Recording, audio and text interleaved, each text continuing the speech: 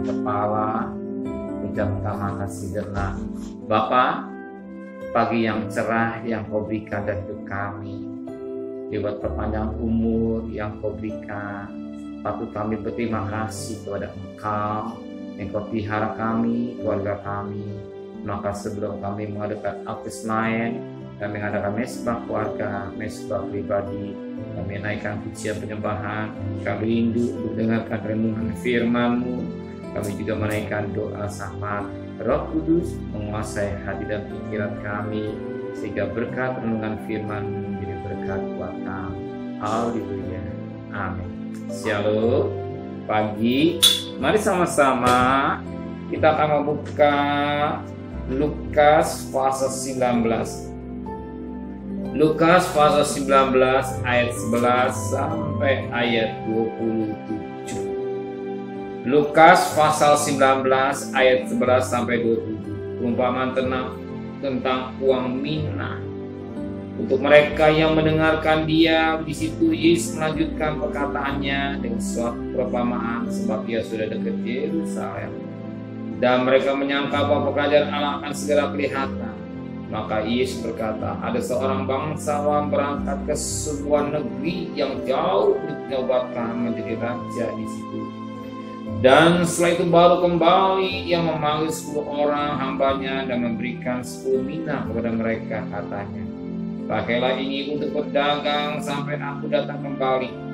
Akan tetapi orang-orang sebangsa yang membenci dia lalu mengirimkan utusan menyusul dia untuk mengatakan, kami tidak mau orang ini raja atas kami.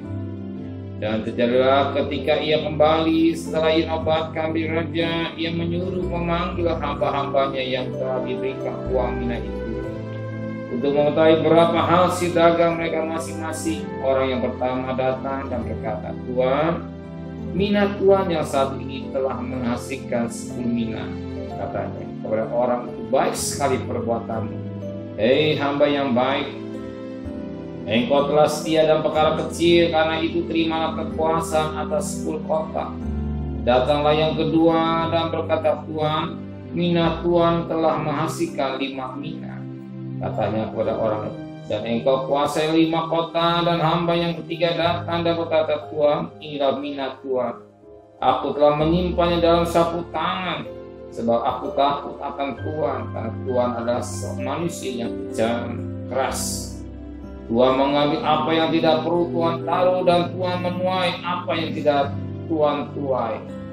Tabur, kata kepada orang itu, hai hamba yang jahat, aku menghakimi engkau menurut katamu sendiri. Engkau tidak tahu bahwa aku adalah orang yang keras. Ia mengambil apa yang tidak pernah aku taruh dan menuai apa tidak aku tabur. Jika demikian, mengapa uangku tidak kau berikan kepada orang yang menjalankan uang? Masa kembaliku aku dapat mengambilnya serta dengan gunanya. Lalu kata kepada orang yang berdiri di situ, ambillah mina yang satu itu dan padanya, dan berikan kepada orang yang mempunyai 10 mina itu. Kata mereka kepada Tuan, ia sudah mempunyai 10 mina. Jawabnya, aku berkata kamu, setiap orang yang mempunyai kepadanya akan diberi, tetapi siapa yang tidak mempunyai dan kepadanya akan diambil juga apa yang ada padanya. Akan tapi semua seturutku itu yang tidak suka aku jadi rajanya, bawalah kemari mereka kemari dan bunuhlah mereka di depan mata. Kita lihat ini satu perumpamaan tentang seorang yang akan dinobatkan di raja, yang sangat menarik. Ternyata dia punya hamba-hamba yang dipercaya untuk mengelola dengan uang mina. Satu orang satu mina, yang satu laporan selaku lantai, tuanku jadi raja bisa menghasilkan 10 talenta, yang kedua menghasilkan 5 talenta, 5 mina.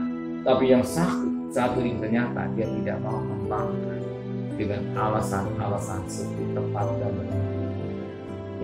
Sehingga apa yang terjadi, katakan firman Tuhan pada ayat yang ke-22, katanya kepada orang, hei hamba yang jahat, Aku akan menghakimi engkau menurut perkataanmu sendiri. Engkau sudah tahu bahwa aku adalah orang yang keras, yang mengambil apa yang tidak pernah aku taruh dan menuai apa yang tidak aku tabur. Sampai menarik apa yang aku tahu. Orang yang menabur pasti juga akan apa sebetulnya. Masing-masing ada satu di bulan bicara keselamatan. Masing-masing menikmati keselamatan yang Tuhan berikan. Ternyata disalahgunakan hanya di sini dan di rumah. Tuhan mau buat korban yang jauh kita, yang sudah terima keselamatan, menghargai keselamatan. Menghargai keselamatan dengan baik, tidak main-main keselamatan. Tidak menghargai akan pengorbanan Tuhan di Kalvari, menghargai akan darah Kristus, menghargai pengorbanannya yang sedemikian rupa. Itulah dia orang menghargai. Ya. Keselamatan bukan untuk kita, tapi kita kembang keselamatan. Untuk mereka yang belum mengenal Tuhan, boleh selamat malam. Mereka yang jauh, yang sudah terhilang, boleh selamat. Kita hanya anak-anaknya. Yang satu bisa mengembangkan 10 talenta, yang kedua bisa mengembangkan 5 mina, tapi yang satu tidak bisa mengembangkan mina itu. Hanya di sini. Artinya cukup bagi diri sendiri. Yesus Tuhan mau kita mengembangkan keselamatan yang Tuhan berikan. Kita menghargai keselamatan yang Tuhan berikan. Jangan kita menghina keselamatan yang Tuhan berikan. Banyak kali orang berat menimbangkan keselamatan yang Tuhan berikan. Bahkan dianggap remeh.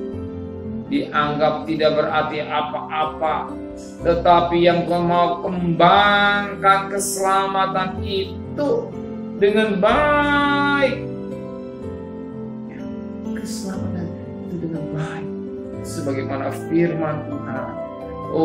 Dikata dalam Ibrani 10 ayat yang ke-10 ayat yang ke-20. Dikatakan pada ayat yang ke-29, betapa lebihnya beratnya hukuman yang harus dijatuhkan atas dia yang menginjaknya anak Allah, yang menganggap najis darah perjanjian diuruskannya, dan yang menghina roh kasih kami. Kita harus menghargai pengorbanan. Yesus mati bukan buat diri kita saja, tapi untuk manusia sendiri. Sampai berita keselamatan. Sampaikan berita keselamatan pada mereka yang belum mengenal Tuhan, boleh diselamatkan melalui siapa? Melalui kita. Maka kita perhatikan, yang satu bisa membakar 10 mina, yang satu membakar 5 mina, tapi yang satu tidak mau mengembangkan alasan. Kita ingat, Tuhan menabur. Adik Tuhan mau mengkorban kematian untuk keselamatan manusia. Jadi kita bukan keselamatan. Satu mina itu kita harus selamat. Keselamatan yang Tuhan berikan jangan sia-sia. Kita sudah masuk tahun yang baru, bulan yang baru. Gunakan waktu atau momen yang baik menyampaikan berita keselamatan. Mereka yang sudah unggul, sudah jauh, sudah meninggalkan Tuhan, belum boleh selamat. Kita sebagai anak-anak. Amin. Kita mau menyampaikan berita tentang keselamatan. Jangan kita jadi orang egois, hanya mengingat kita, tapi kita mau banyak orang. Amin. Amin. Dia mati dan berbalik. Artinya dia mati manusia sendiri. Hargai pengorbanan, hargai darah Yesus, juga di sudut. Jangan menghina pengorbanan. Hargai, junjung tinggi dengan baik apa pengorbanan kamu. Amin. Benar Bapa di surga, biar kami selalu menghargai dengan kasih karunia Tuhan dan pengorbanan dengan baik, dan dengan berkat kalian dan minah yang kau berikan ke kami kembangkan untuk memuliakan kami. Bukan kami egois untuk diri kami, tapi buat orang lain yang belum mengenal kau dan diselamatkan. Melalui kami semua, keluarga kami, saudara kami, anak-anak kami, dan sebelum mengenal kau boleh mengenal kau sebagai Juru Selamat. Terima kasih Bapa. Kembali kami sepagi dalam keadaan tubuh yang sehat dengan tidak merasa apapun juga. Berkati Bapak Presiden, Wakil Presiden, para Menteri, para Gubernur, para Bupati, para Wali Kota, para camat, para lurah, para RW, para RT, para medis, para rawat, para TNI, para Polri, bahkan mereka yang punya sedepan, berkati keluarganya, pelihara keluarganya, pelihara mereka, hikmat yang dari surga kau berikan mereka, dan tugas yang ditaruh dalam pundak mereka, dan yang kau berikan dengan baik, dan kami mohon belas kasihan. Pandemi berubah jadi endemi, bahkan negara ekonomi kami tetap kuat karena engkau cinta tanah air kami. Terima kasih Bapa di surga dan kekasih. Terimalah berkat nikmat dari Allah Bapa, cinta kasih sayang dari Tuhan Yesus Kristus, dan berkat Roh Kudus dari saudara hari ini sampai Maranatha Tuhan Yesus yang cinta Dia katakan amin. Tuhan berkati.